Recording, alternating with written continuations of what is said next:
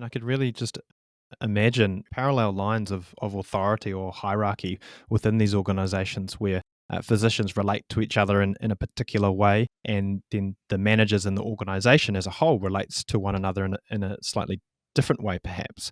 And then that makes accountability and responsibility quite challenging when you have subject matter experts who can be, absolute technically amazing in their field and what they do for their patients, but that accountability from the manager's perspective, and the manager is attempting to fulfill the goals of the organization as well, a potential tension or crossroads between those two groups.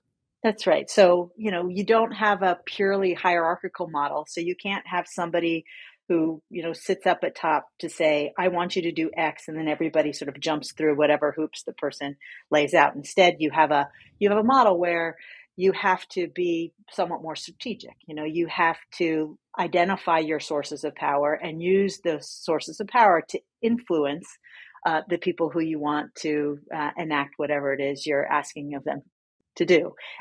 Hopefully you're asking them to do things that they want to do anyway, and so there's an alignment, and it works really well that way. But where you don't, you can look to where you've got power. You've got personal sources of power because you've done this person a favor before, and so they owe you one. You've got positional sources of power because you are in fact hired to make sure that the trains run on time, or you have relational power. Somebody who has kind of some influence, a great relationship with the person who you're trying to influence. Those sources of power can be brought to bear to try to make someone change. And then you have your ability to communicate. If you're very effective at explaining to someone why something needs to happen and how something needs to happen, you're more likely to be effective at persuading them to do what you're asking them to do.